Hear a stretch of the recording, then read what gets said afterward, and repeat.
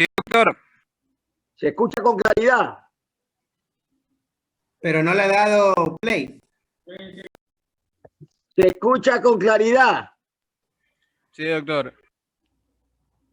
Vamos a ver tuberculosis pulmonar.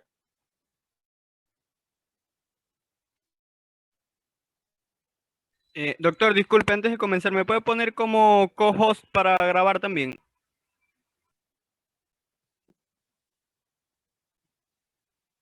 Yo estoy grabando.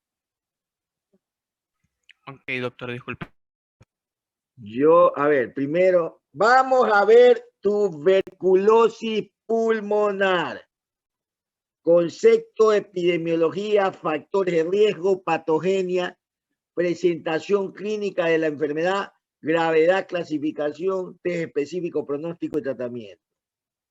Robert Koch, el 24 de marzo de 1882, es premiado por la Sociedad Fisiológica de Berlín al descubrir el bacilo del cólera.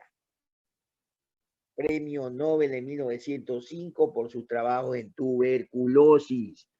Fue el primero en demostrar mediante experimentos científicos que el carbunco, una enfermedad específica, era causada por un microorganismo. Esta tuberculosis infecta a 1/3 de la población mundial. Hay 1 de cada 3 puede estar infectado sin manifestaciones de enfermedad por el bacilo tuberculoso. Tiene más de 3 millones de muertes debidas a la tuberculosis cada año. No existen privilegios en la población.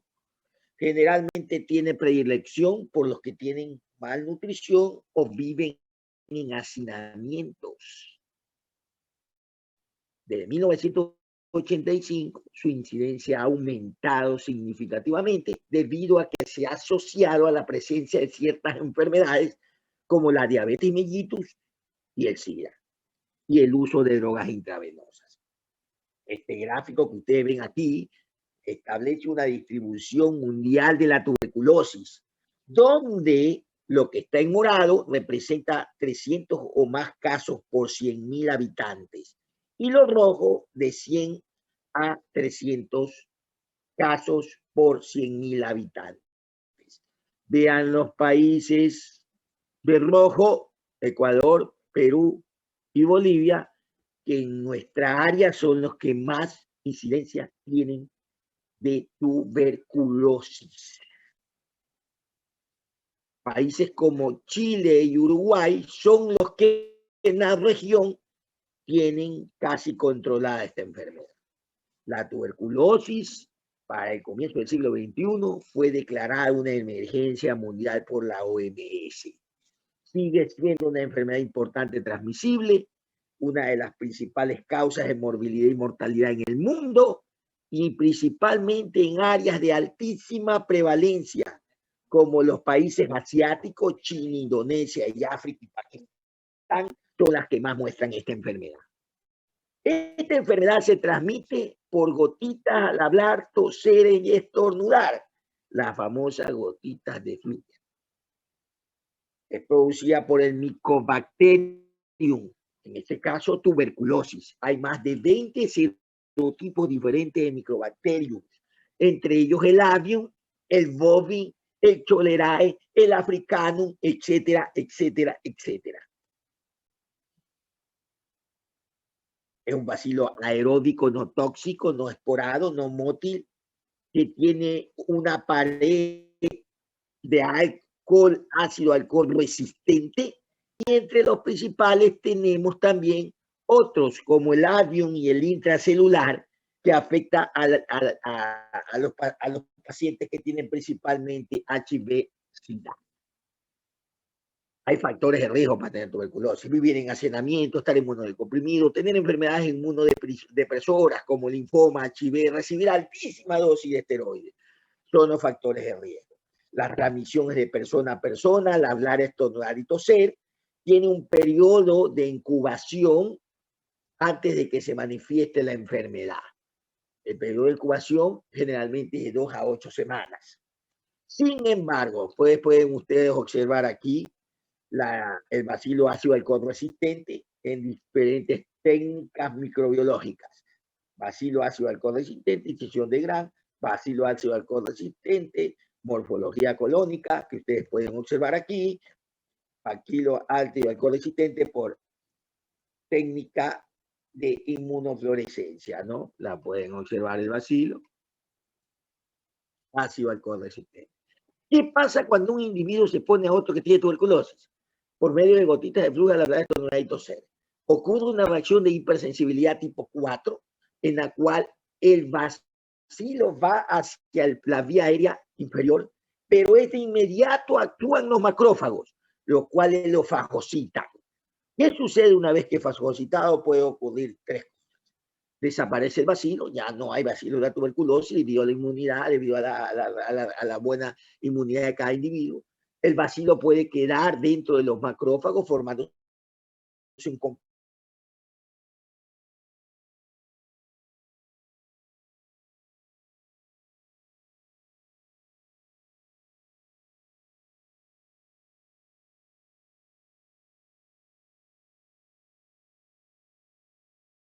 sino que se forma el complejo de Ghon primario. Los individuos que tienen complejo de Ghon primario, una vez que se exponen a la tuberculosis, pueden tener infección latente o tienen infección latente. ¿Qué significa? Tienen el bacilo con el complejo de Ghon, pero no tienen la enfermedad. ¿Cómo está constituido este complejo de Ghon? Pueden verlos ustedes aquí. Tiene contornos irregulares, tiene macrófagos por obvias razones, células epiteliales, linfocitos con abundantes células plasmáticas y fibroblastos, necrosis gaseosa central y células gigantes de Langerhans. Ese es el granuloma tuberculoso. Pueden observarlo aquí, el granuloma tuberculoso. Decíamos a ustedes entonces, se forma el granuloma tuberculoso, fagocitado por los macrófagos, en la cual hay células epiteliales, abundantes linfocitos, células gigantes de Langerhans y macrófagos. ¿Qué pasa? Eso puede progresar, puede quedar ahí latente, se llama infección latente, o puede progresar y formarse la enfermedad, tuberculosis primaria. Eso ocurre de 2 a 8 semanas. Entonces, 10% de los individuos progresa, en los inmunosuprimidos, en los niños, progresa la enfermedad. O puede quedarse allí y después de años, la enfermedad puede aparecer, en cuyo caso se llama reactivación o tuberculosis secundaria. Se ha visto en las momias egipcias que hay granulomas tuberculosos. Hasta después de muertos puede estar el granuloma. Han sido descubiertas momias aztecas, momias egipcias, en el pulmón granulomas. Quiere decir que la tuberculosis es extremadamente antigua. Y eso demuestra los tres conceptos: tuberculosis primaria o granuloma tuberculoso, tuberculosis primaria que es enfermedad, y secundaria que puede aparecer en cualquier momento de la vida, o tal vez el individuo morirse con el granuloma. Entonces, la tuberculosis primaria y secundaria y enfermedad. Enfermedad significa síntomas, enfermedad significa lesiones en la radiografía de tórax si se trata de tuberculosis pulmonar. Entonces, la diferencia está en el tiempo. Tuberculosis progresiva de 2 a 8 semanas, periodo de incubación. Tuberculosis secundaria puede aparecer en cualquier momento de la enfermedad, de la vida. La tuberculosis, pueden observar aquí, reactivación de tuberculosis secundaria, complejo de Ghon. Veamos algunos complejos de Ghon. Miren la morfología de esos complejos de Ghon. Granuloma, células gigantes de Langerhans, células epiteliales, necrosis gaseosa central. Ahí las pueden ver. Mucha morfología. Veamos la asociación radiológica, caverna en los vértices pulmonares, que ya hemos visto, caverna, lesiones fibróticas. Esto significa reactivación de la tuberculosis o tuberculosis secundaria o tuberculosis enfermedad progresiva. Complejo de Ghon, granuloma tuberculoso, células epiteliales, necrosis gaseosa central. Ahí están las células epiteliales, la anterior a la necrosis gaseosa central, y la cavidad tuberculosa. Entonces tenemos los tres conceptos primordiales que hemos visto: granuloma tuberculosis, tuberculosis progresiva o primaria, tuberculosis secundaria. ¿Cuáles son las manifestaciones clínicas? Por obvias razones, ¿quiénes van a tener manifestaciones clínicas? Los que tienen la enfermedad. ¿Cuáles son los que tienen la enfermedad? Tuberculosis primaria o progresiva y tuberculosis tuberculosis progresiva y tuberculosis secundaria. El granuloma tuberculoso es infección latente. Infección latente significa que el individuo tiene granuloma que puede dispararse a tuberculosis secundaria, lo puede permanecer toda la vida, no le puede dar la enfermedad, pero existe el granuloma ahí. Hay una infección tuberculosa. No tiene síntomas. Pues se llama infección latente. No tiene síntomas, no tiene ningún síntoma. ¿Cuáles son los síntomas de la tuberculosis progresiva secundaria? Ya lo vamos a ver. Veamos primero la infección tuberculosa asintomática. ¿Cómo se diagnostica? Examen de dos exámenes, PPD y cuantiferón gamma TV. PPD y cuantiferón gamma TV. PPD, inyección intradérmica de 0.1 mililitros, contiene 5 unidades de tuberculina, derivado proteico purificado estabilizado. Es importante leer la induración que aparece en el brazo en 48 a 72 horas. Así se inyecta con jeringuilla de insulina. Luego de la inyección se hace la medición, prueba de PPD a las 48 a 72 horas. Los valores varían para ver si es positiva o no, dependiendo del individuo, de su respuesta inmunológica, dependiendo de la edad, dependiendo de su estado nutricional. Puede haber sensibilización cruzada. En los individuos que son vacunados es necesario a veces repetir la prueba después de una semana. Listo, se lee las 48 72 horas. La lectura correcta tiene que ser horizontal, no vertical. Se debe medir en milímetros. Mayor de 5 milímetros es positiva, generalmente en individuos con infección HIV o inmunosuprimidos. Mayor de 10 milímetros es positivo en niños menores de 3 años. Y mayor de 15 en individuos como nosotros. Si tenemos mayor de 15 individuos como nosotros que no tenemos inmunosupresión, tenemos el diagnóstico de infección tuberculosa infección tuberculosa o tuberculosis latente o tuberculosis latente. Tenemos el bacilo, pero no tenemos enfermedad en ausencia de síntomas. Otra prueba que se puede utilizar aquí se llama el cuantiferón gamma TV. Es la prueba moderna, cuantiferón gamma TV, PPD. Listo. Ahora veamos la enfermedad.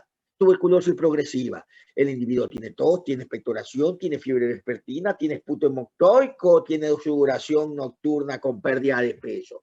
Esas son las principales manifestaciones clínicas de la tuberculosis activa.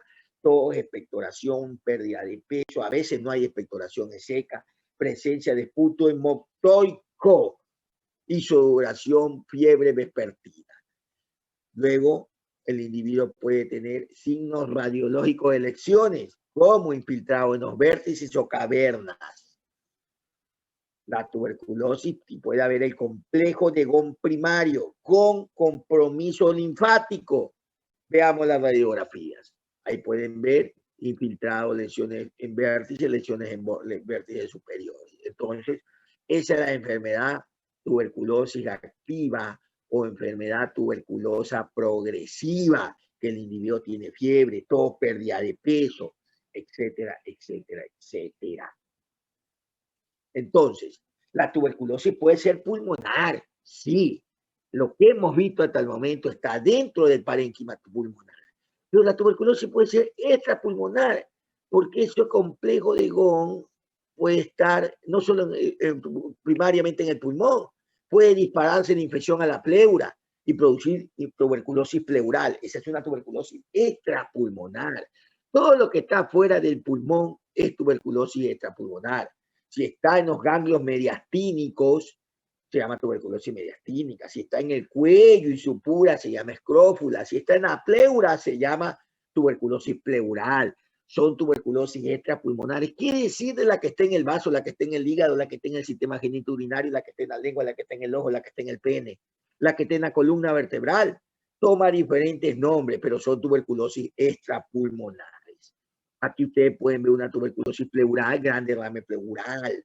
Estamos hablando de la reactivación tuberculosa, de la enfermedad tuberculósica progresiva o secundaria.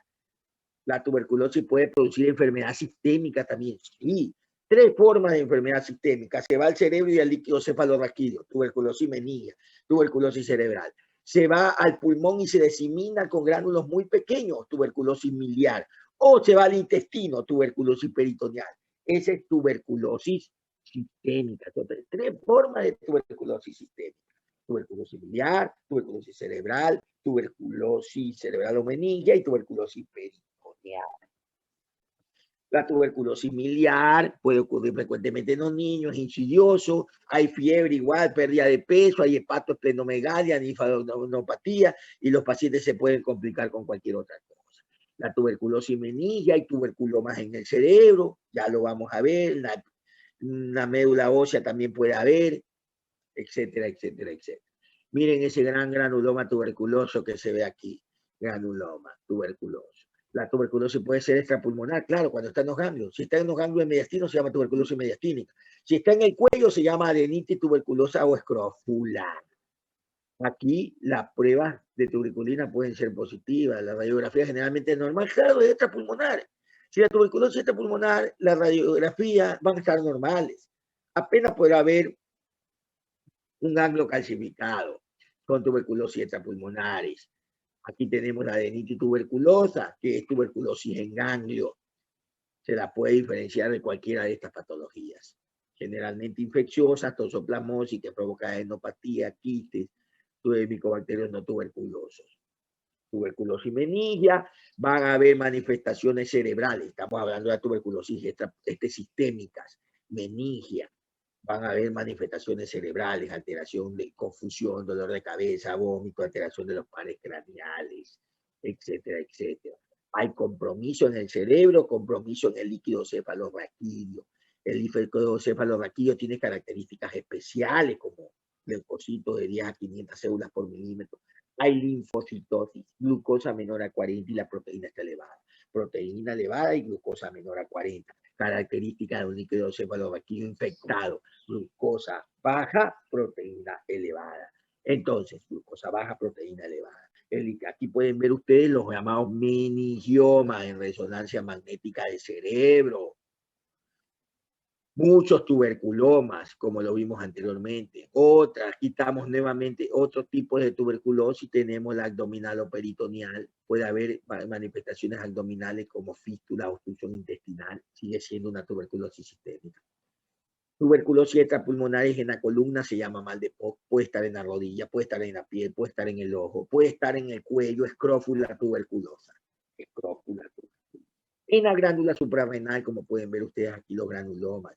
En el riñón, glándula suprarrenal, la tuberculosis. En la columna, mal de Poc, puede estar en cualquier lugar. Este es un paciente con tuberculosis meningia, un niño que es una tuberculosis pulmonar diseminada. Granulomas tuberculosos en el cerebro. La diseminación generalmente a partir del complejo de Ghon es hematógena y se dispara a cualquier otro órgano. Tuberculosis miliar. Es una tuberculosis también sistémica que afecta difusamente a todo el pulmón. ¿Cuándo se hace el diagnóstico? Bueno, el diagnóstico tiene goles estándar. Así como todo tiene goles estándar, así como en la neumonía la radiografía es el gol estándar, así como en hipertensión pulmonar y cateterismo cardíaco era el gol estándar, así como en espirometría era el gol estándar, espirometría postbroncodilatador de la EPOP, la tuberculosis también tiene goles estándar, goles estándar, goles estándar. El diagnóstico, 3 elementos fundamentales en el diagnóstico. Vamos a hablar aquí de 4 cosas. Infección tuberculosa, que ya vimos, no tiene síntomas, tiene complejo de Ghon, no tiene síntomas, está infectado. Diagnóstico PPD cuantiferón gamma TB, que ya lo vimos. Diagnóstico de enfermedad tuberculosa, tuberculosis progresiva, tuberculosis secundaria o enfermedad tuberculosa. 3 elementos en el diagnóstico. Primero, clínico radiológico. Pues sí, sí se puede hacer el diagnóstico clínico radiológico en el paciente que tiene antecedentes de exposición a tuberculosis, familiares con tuberculosis, vive en hacinamiento. Tiene síntomas de tuberculosis, fiebre, pérdida de peso, belleza tuberculosa, las pestañas tupidas como se conoció por historia la enfermedad que acabó con Simón Bolívar, fiebre vespertina, pérdida de peso, tos, expectoración, esputo hemoctoico. Esas son manifestaciones clínicas típicas. Y en la radiografía, infiltrado en vértice y caverna, más el antecedente, hay una altísima sospecha, se puede hacer un diagnóstico clínico, pero no es el gol estándar. El gol estándar es el segundo, diagnóstico microbiológico. ¿Qué constituye el diagnóstico microbiológico? 3 elementos. BDK por 3, prueba de Ziel-Nielsen, que lo vimos inicialmente, BDK por 3, aislamiento del bacilo por la técnica de Ziel-Nielsen. 2, en esputo. 2, el cultivo que se demora 4 a 6 a 8 semanas, es el cultivo de Long-Witting-Jensen. Ese es el gol estándar, pero es un mal gol estándar porque se demora mucho. Y 3, GenSpell, técnicas moleculares por PCR, que son para muchos ya el futuro y los nuevos gol estándar. Como anteriormente vimos que en la neumonía la radiografía era el gol estándar porque había progresión en las lesiones, pero no era mejor es la tomografía. El problema es que la tomografía no tiene acceso a todo el mundo y es cara. Acá es lo mismo. El GenSpell es más caro, pero está en 4 a 6 horas y ustedes pueden tener resultados. Pero el gol estándar sigue siendo el cultivo. Listo, y luego tenemos el diagnóstico patológico, principalmente para las tuberculosis extrapulmonares. Derrame pleural, biopsia pleural, suprarrenal, biopsia de las glándulas, tuberculosis en el ganglio, un pedazo de ganglio para ver si existe el complejo de Ghon o existe lesión granulomatosa, complejo de Ghon propio de Mycobacterium tuberculosis, ese complejo que vimos con células epiteliales, con necrosis casiosa central, con células gigantes de Langerhans y Mycobacterium tuberculoso. Diagnóstico, esa diapositiva resume el diagnóstico. Tuberculosis pulmonar, el examen de puto sigue siendo el gol estándar, aunque la radiografía es común en la investigación, casi siempre hay que hacer una radiografía para ver las lesiones en vértice o caverna. El cultivo es el gol estándar, pero se demora mucho, patrón de oro. Necesita 10 a 100 bacilos por mililitro de esputo. Sirve también el cultivo no solo para saber que tiene tuberculosis, sino para ver si es resistente. Los fármacos más comunes de resistencia son la rifampicina y la isoniazida, es realmente un problema. Entonces sirven para determinar la resistencia a la tuberculosis. Cultivo de Long-Witting-Jensen es el método más económico y accesible a nivel mundial. Se necesita 6 a 8 semanas para el cultivo, como lo hablamos anteriormente. Es útil en pacientes infectados, sobre todo con HIV, por la resistencia. También tiene fallas, se puede perder la especificidad, o sea, el que es negativo, no tiene la enfermedad, puede fallar debido a la contaminación y al tiempo de espera. Puede arrojar falsos resultados positivos también en unos 4% de los casos. Y puede haber, como dijimos anteriormente, resultados falsos negativos a pesar de la alta sospecha en la radiografía. Estas son las muestras obtenidas en el cultivo de Long-Witting-Jensen. Este es el GenSpell, que es la técnica por PCR, por RNA del virus. Ustedes pueden ver, reacción de cadena de polimerasa.